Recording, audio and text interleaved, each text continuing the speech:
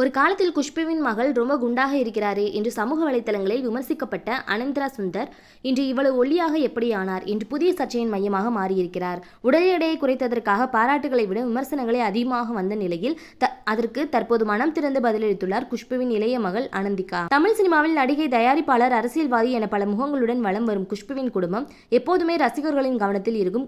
குறிப்பாக அவரது மகள்கள் அவந்திகா மற்றும் அவந்திதா ஆகியோர் சிறுவயதிலிருந்தே சமூக வலைதளங்களில் பேசப்பட்டு வந்தவர்கள். ஒரு கட்டத்தில் அதிக உடல் எடையால் இருவரும் கடுமையான விமர்சனங்களை சந்தித்தனர். குஷ்பு மகள்கள் அம்மாவைப் போலவே குண்டாக இருக்கிறார்கள் என்ற பதிவுகள் இணையத்தில் பரவின. ஆனால் அந்த விமர்சனங்களுக்கு பதிலாக இருவரும் தங்களது வாழ்க்கை முறையை மாற்றி உடல் எடையை கணிசமாக குறைத்தனர். ஆனால் அதுவே இப்போது புதிய பிரச்சனையாக மாறியுள்ளது. சமீபத்தில் வெளியாகி வெற்றி நடை போட்டு வரும் டபுள் ஆக்குபென்சி படத்தின் ப்ரமோஷன் நிகழ்ச்சிகளில் பங்கேற்ற அனந்திதாவை பார்த்த ரசிகர்கள் பலர் அதிர்ச்சி அடைந்தனர். ஒரு காலத்தில் குண்டாக இருந்த அனந்திதா தற்போது மிகவும் ஒல்லியாக மாறியிருப்பதை பார்த்து சமூக வலைதளங்களில் பல்வேறு கருத்துக்கள் வெளியாகின. அம்மா, 2 மகள்களும் ஒரே மாதிரியாக உடல் எடையை குறைச்சிருக்காங்க, இது கண்டிப்பாக மருந்து அல்லது சர்ஜரி என்ற விமர்சனங்கள் குவிந்தன.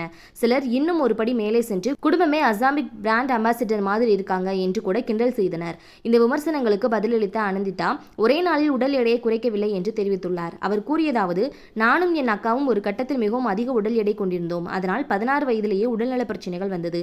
ஆரோக்கியமாக வாழ வேண்டும் என்ற எண்ணத்தால் தான் எடையை குறைக்க முடிவு செய்தோம். 2018 அல்லது 19 காலகட்டத்தில் தான் இந்த பயணம் தொடங்கியது.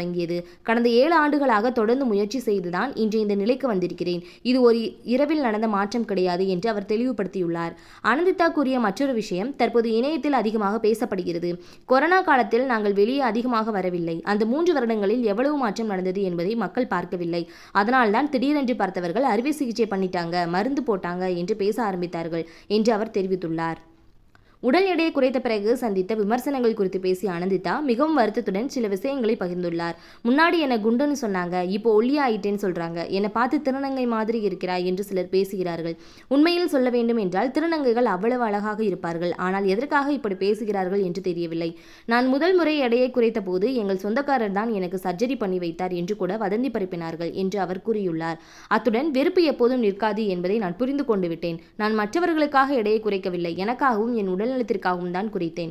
நான் போஸ்ட் போட்டதும் 100 கமெண்ட் வருகிறது என்றால் அதில் 90 கமெண்ட் வருகிறது. அதை பற்றி நான் இப்போது கவலைப்படுவதில்லை என்றும் தெரிவித்துள்ளார். பலருக்கு தெரியாத ஒரே விஷயம் என்னவென்றால், அனந்திதா நடிகையாக அல்லாமல் இயக்க மற்றும் தயாரிப்பு துறைகளில் தான் அதிக ஆர்வம் காட்டி வருகிறார். 19 வயதிலேயே உதவி இயக்குநராக பணியாற்ற தொடங்கிய அவர் தற்போது குஷ்புவுடன் இணைந்து தயாரிப்பு பணிகளிலும் கவனம் செலுத்தி வருகிறார்.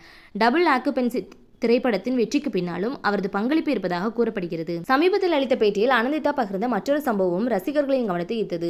முதல்வர் விஜயை முதல் முறையாக சந்தித்த அனுபவம் குறித்து அவர் பேசும்போது, விஜய் சாரை முதல் முறையாக பார்த்த சந்தோஷத்தில் மயங்கி விழுந்துட்டேன். நான் கீழே விழ போன போது அவர் என்னை பிடித்துக் கொண்டார் என்று கூறியிருந்தார். மேலும் அக்கா அவந்திகாவின் திருமண அழைப்புதல் கொடுக்க விஜய் சாரை சந்தித்தோம். அப்போது அவரையே பார்த்து கொண்டிருந்தேன். ஒரு கட்டத்தில் அக்கா தான் போதும் போதும் என்று சொல்ல வேண்டிய நிலை வந்தது என்று சிரித்தபடி கூறியிருந்தார். ஓகே ஃப்ரெண்ட்ஸ், இந்த வீடியோ உங்களுக்கு பிடிச்சிருந்துச்சு அப்படின்னா மறக்காமல் லைக் பண்ணி, ஷேர் பண்ணி, சப்ஸ்கிரைப் பண்ணிக்கோங்க. தொடர்ந்து வீடியோ வாட்ச் பண்ணுங்கள். தேங்க்யூ.